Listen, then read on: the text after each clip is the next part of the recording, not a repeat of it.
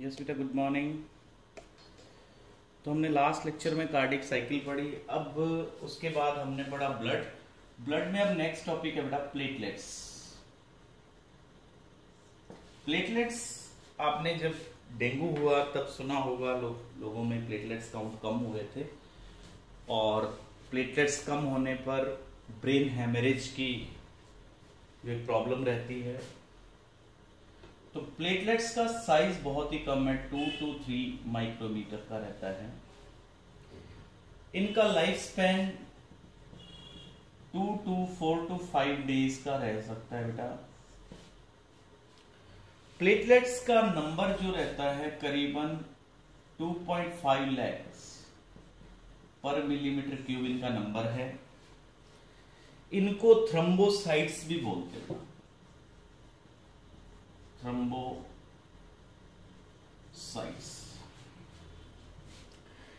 Actually they are non nucleated disc shape structure.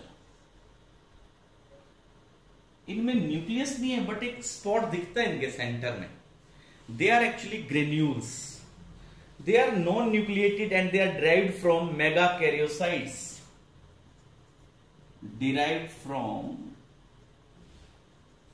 megakaryocytes of bone marrow बेटा। Platelets as you know disc shaped. इनके बीच में जो granules मिलते हैं, अभी मैंने आपको बताया ग्रेन्यूल्स है इसके अंदर। They are basophilic granules. Basophilic granules, इनको मिथाइलिन ब्लू डाई से स्टेन कर सकते हैं। और इसमें प्रोटीन भी होते हैं, थ्रोम्बोस्टेथेनिन इनके अंदर। थ्रोम्बोस्टेथेनिन कॉन्ट्रैक्टाइल प्रोटीन सेक्टर। अगर इनका नंबर कम हो जाए प्लेटलेट्स का, जैसे अभी मैंने आपको बताया था डेंगू में, तो इसको बोलते हैं बेटा थ्रोम्बोसाइटोपिनिया। थ्रोम्बोसाइटोपिनिया। इसके बाद बेटा अगर इनका काउंट कम हो जाता है 40,000 से, तो स्किन के ऊपर रेड रैशेज आने लग जाएंगे। तो प्लेटलेट्स नंबर अगर 40,000 से भी कम चला गया तो रेड रैशेज आएंगे स्किन के ऊपर, और इस डिजीज को कहते हैं purpura disease. Purpura disease, when the red rash is due to the decrease in the number of the platelets, red rashes appears and this disease is called as purpura disease. So next is blood clotting. blood clotting बेटा, blood clotting का मतलब होता है कि जैसे ही कहीं चोट लगती है तो ब्लीडिंग स्टार्ट होती है, तो उस ब्लीडिंग को बॉडी अपने आप रोकती है, ब्लड क्लोटिंग को। तो वो क्लोटिंग जो प्रोसेस ऑटोमेटिकली चलता है, वो कैसे चलता है? तो ब्लीडिंग का जो टाइम है वो नॉर्मल कट में 1 to 3 मिनट्स का रहता है बेटा, और जो क्लॉट फॉर्मेशन का टाइम है वो लगता है 2 to 6 मिनट्स। हाँ जी। अब है कि क्लोट बनता कैसे है। तो क्लोट बनने के लिए जो प्रोसेस स्टार्ट होता है बेटा, वो प्रोसेस स्टार्ट होगा जब जो डेड सेल्स होती हैं, जैसे कहीं इंजरी हुई है तो उस इंजरी से कुछ सेल्स डेड हो जाती हैं। इसका प्रोसेस देखते हैं हम। जहां चोट लगती है वहां पे डेड सेल्स होती हैं। ऑब्वियसली कट लगा है, कहीं से जल गया है, कुछ छिल गया है, जैसे स्किन का अपर पार्ट, तो ऑब्वियसली कुछ सेल्स हमारी स्किन की डेड हो जाती हैं। तो वो डेड सेल्स कुछ फैक्टर्स रिलीज करती हैं। जैसे डेड टिश्यू जो है वो रिलीज करता है एक्सोथ्रोम्बोप्लास्टिन। एक्सोथ्रोम्बोप्लास्टिन। और बेटा जो प्लेटलेट्स होते हैं वो रिलीज करते हैं प्लेटलेट्स जो है वो रिलीज करते हैं एंडोथ्रोम्बोप्लास्टिन। प्लाज्मिन, मतलब जब दोनों मिलेंगे, मतलब डेड सेल्स भी हों और प्लेटलेट्स भी हो, क्योंकि अगर ऐसा नहीं होता तो अकेले प्लेटलेट्स हर जगह क्लॉट कर देते, तो ब्लड चलता कैसे। तो नेचर ने देखो कितना बढ़िया सिस्टम किया कि जब सेल्स डेड होंगी तो ये आएगा, प्लेटलेट्स ब्लड में ऑलरेडी हैं, तो ये दोनों मिलकर के प्लाज्मा में यानी ब्लड के अंदर जो कैल्शियम है उसकी प्रेजेंस में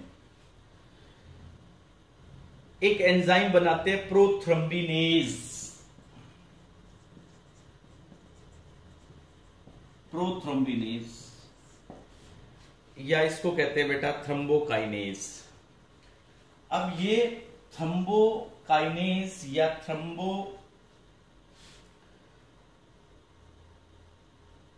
थ्रोम्बिनेज जो एंजाइम है या थ्रम्बोकाइनेज जो है,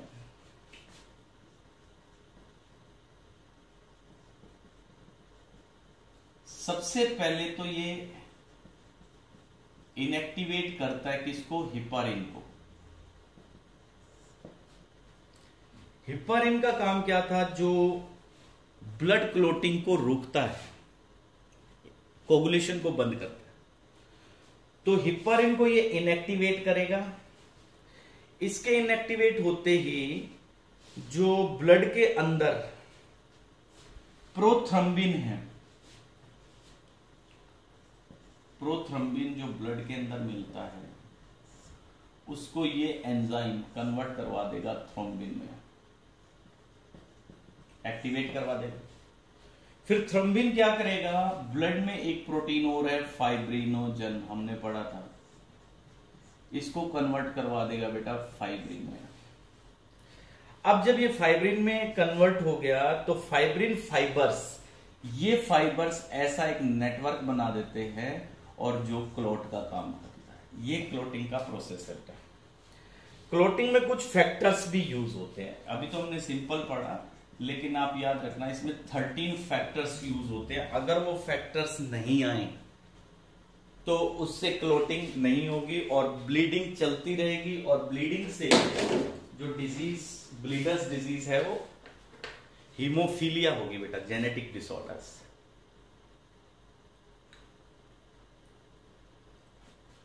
विटामिन के एसेंशियल है क्लोटिंग के लिए।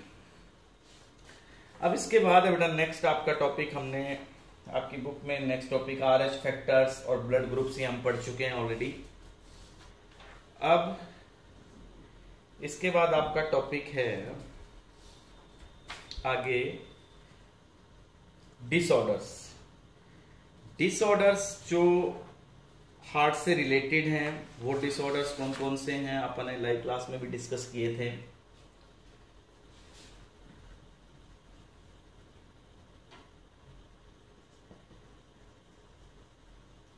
मैंने आपको बताया था बेटा, फर्स्ट डिसऑर्डर है हाइपरटेंशन। हाइपरटेंशन का मतलब जब किसी का ब्लड प्रेशर लगातार 140/90 रहे, जैसे नॉर्मल 120/80 है, अगर कंटिन्यूसली रहे, ऐसा नहीं कि एक बार आपने नोट किया तब ये मिला तो वो पेशेंट हाइपरटेंशन है। अगर लगातार ऐसा ब्लड प्रेशर रहे तो उसकी ब्लड वेसल्स रैप्चर कर सकती है, मतलब ज्यादा ब्लड प्रेशर रैप्चर कर सकता है ब्लड वेसल्स को, तो ये प्रॉब्लम रहती है हाइपरटेंशन के पेशेंट के साथ। हाँ जी। सेकंड है हाइपोटेंशन। अब ब्लड प्रेशर कम रहना भी खतरनाक है। ब्लड प्रेशर कम रहे, कितना कम रहे जी, 110/70 रहे तो ये हाइपोटेंशन, हार्ट फेलियर की तरफ चला जाएगा। इसके बाद एक डिसऑर्डर है बेटा वर्टिकोज वेन्स। अगर काफी देर तक हम खड़े रहे तो वेन्स के अंदर इन्फ्लामेशन आती है, स्वेलिंग आ जाती है, तो उसको कहते हैं वर्टिकोज वेन्स, और इसमें defect in walls of the when होता है रीजन इसका। इसके बाद दो टर्म्स है, एक जैसी दिखती हैं, जैसे मान लो जब आप पढ़ते हैं तो आपको इनमें कंफ्यूजन रहता है। एक है एथीरोस्क्लेरोसिस और एक है बेटा आर्टेरियोस्क्लेरोसिस।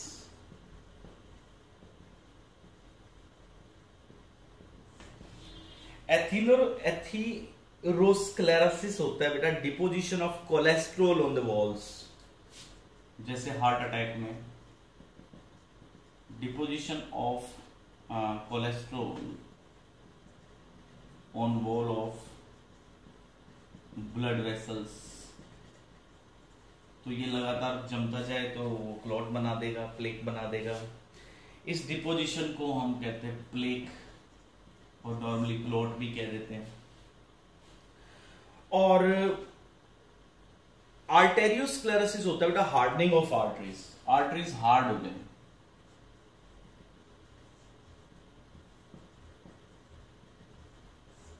ये हार्ड कैसे होगी? Due to deposition of calcium salts with cholesterol.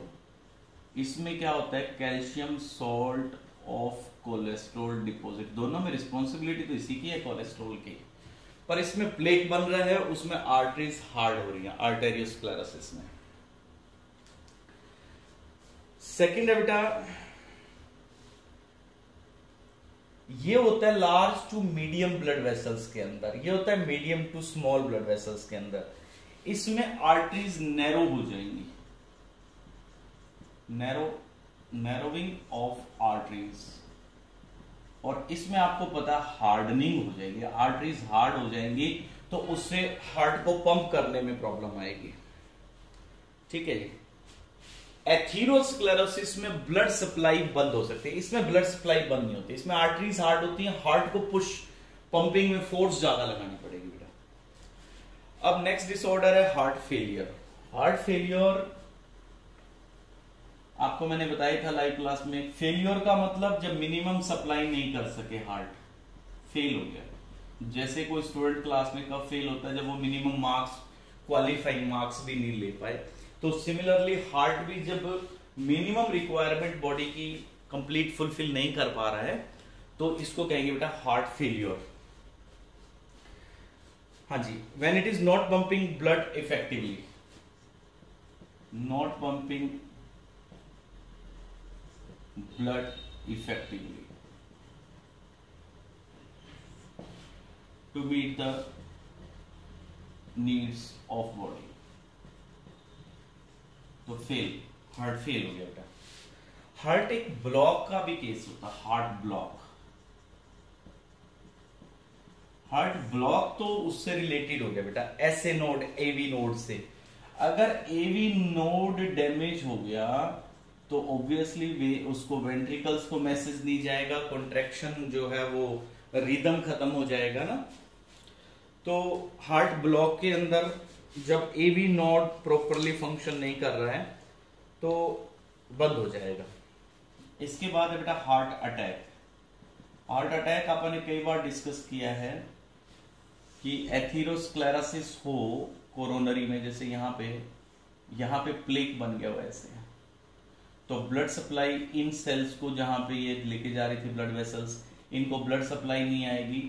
पहली कंडीशन होगी एंजाइना पेक्टोरिस, यानी चेस्ट पेन स्टार्ट हो जाएगा, and it will lead to the heart attack. Heart attack का मतलब हार्ट बंद हो जाएगा और डेथ हो जाएगी। इसमें पेन होगा हार्ट अटैक में, क्योंकि ब्लॉकिंग हो रही है और ब्लड वेसल्स जहां पे ब्लड लेके जा रही है इनसफिशिएंट सप्लाई होगी।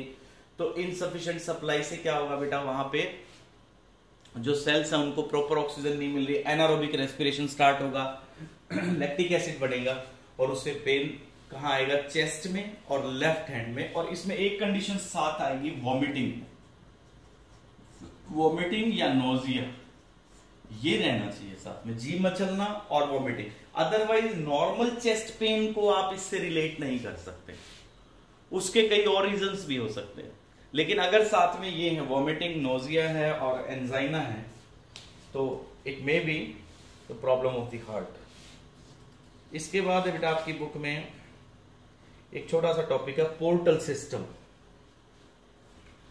पोर्टल सिस्टम क्या होता है? पोर्टल सिस्टम जैसे नॉर्मल हमारी बॉडी का रूल क्या है कि आर्टरीज ब्लड लेके आती हैं, फिर ब्लड कहां देती हैं, ये ऑर्गन में, फिर ब्लड यहां से निकल के वेन में और वेन टू हार्ट। ये बॉडी का नॉर्मल सिस्टम है। पर हमारे पास हमारी बॉडी में दो एक्सेप्शन है इस चीज के, कि ऑर्गन से निकलने के बाद अगर ब्लड एक दूसरे ऑर्गन में चला गया और फिर हार्ट में जा रहा, ये तो फर्स्ट ऑर्गन है, ये ऑर्गन सेकंड है बेटा। इस सिस्टम को कहते हैं पोर्टल सिस्टम। जिस दूसरे ऑर्गन को ब्लड सप्लाई जा रही है उसके नाम से हम पोर्टल सिस्टम रखते हैं। जैसे पहला है हिपैटिक पोर्टल सिस्टम, यानी लीवर को अगर सप्लाई आ रही है, तो जैसे हमने डाइजेस्टिव सिस्टम में पढ़ा था कि इंटेस्टाइन से जो ब्लड एब्जॉर्ब करता है न्यूट्रिएंट्स को, वो पहले लीवर में जाता है। क्यों जाता है? ताकि वहां पे जो एक्स्ट्रा अमीनो एसिड हैं उनकी डीएमाइनेशन हो जाए, ग्लूकोज को ग्लाइकोजन में स्टोर करवा ले। तो हिपैटिक पोर्टल सिस्टम इंटेस्टाइन यानी डाइजेस्टिव सिस्टम का ब्लड लेकर के पहले लीवर में जाएगा। दूसरा पोर्टल सिस्टम है हमारा हाइपोफिजियल पोर्टल सिस्टम। ये भी हम इस यूनिट के लास्ट चैप्टर में पढ़ेंगे। हाइपोफिजियल पोर्टल सिस्टम होता है जो हाइपोथैलेमस से ब्लड सप्लाई को कहां लेके जाता है? पिट्यूटरी में। ये दो तो हमारे अंदर है। तीसरा है बेटा रीनल पोर्टल सिस्टम। ये हमारे अंदर नहीं है। तीसरा रीनल पोर्टल सिस्टम, नाम से पता लग रहा है किडनी को सप्लाई आ रही है, किडनी को ब्लड सप्लाई आ रही है posterior end of the body से। बॉडी के पिछले हिस्से से ब्लड बजाय हार्ट में आने के पहले किडनी में जाता हो, तो इसको कहते हैं रीनल पोर्टल सिस्टम। ठीक है बेटा। रीनल पोर्टल सिस्टम मैमल्स में एब्सेंट है, ये बर्ड्स में मिलता है बेटा, एब्सेंट इन मैमल्स। अब हमारे आगे दो टॉपिक बचते हैं बेटा। एक बचता है हमारा ईसीजी और एक है लिम्फ। तो पहले हम करते हैं ईसीजी। ईसीजी कब करते हैं? जब हार्ट की जो इलेक्ट्रिकल इंपल्सेस हैं, हार्ट की वर्किंग है, उसको हमने डायग्नोज करना हो तो उस टाइम हम लोग ईसीजी करवाते हैं। ईसीजी, ईसीजी बेटा एक्चुअली इलेक्ट्रोकार्डियोग्राफ।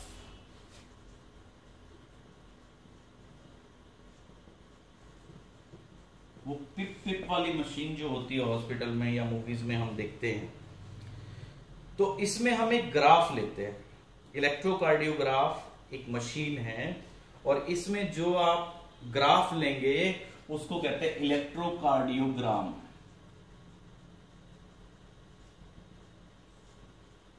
इलेक्ट्रोकार्डियोग्राम। तो इसमें कैसे नोटिस करते हैं? इसकी एक वेव बनती है बेटा, उसमें P Q R S T ऐसे डिनोट होती है। देखो जैसे ये P Q R S and this is T, ऐसे बनती है।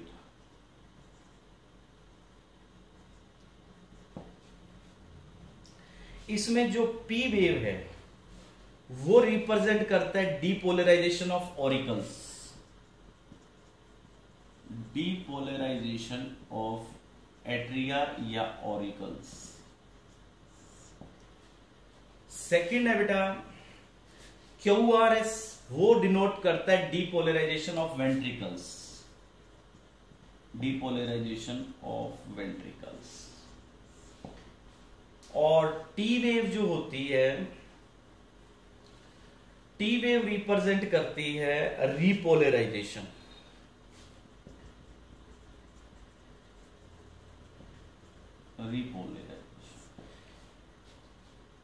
तो अगर हम QRS को काउंट कर लेते हैं गिवन टाइम में, तो हम हार्ट बीट भी इंडिविजुअल की काउंट कर सकते हैं। तो ये अगर नॉर्मल से इसकी शेप चेंज होती है, इसके लिए इलेक्ट्रोड्स रखते हैं बॉडी पे, अलग अलग पॉइंट्स के ऊपर इलेक्ट्रोड्स लगाते हैं बेटा। किन किन पॉइंट्स के ऊपर लगाते हैं? रिस्ट पे लगाते हैं बेटा, लेफ्ट एंकल पे लगाते हैं, और इससे भी ज्यादा कर सकते हैं अगर हमें ज्यादा इलेक्ट्रिकल इंपल्सेस चाहिए तो ईसीजी हम कब करवाते हैं? जब हार्ट से रिलेटेड प्रॉब्लम को डायग्नोज करना हो। अब आपका लास्ट कंसेप्ट है लिम्फ। बॉडी के अंदर एक लिक्विड ब्लड के अलावा भी चलता है, दैट इज लिम्फ बेटा। लिम्फ जो है वो ब्लड से ही बनता है, और इसको हम पढ़ते हैं लिम्फेटिक सिस्टम में।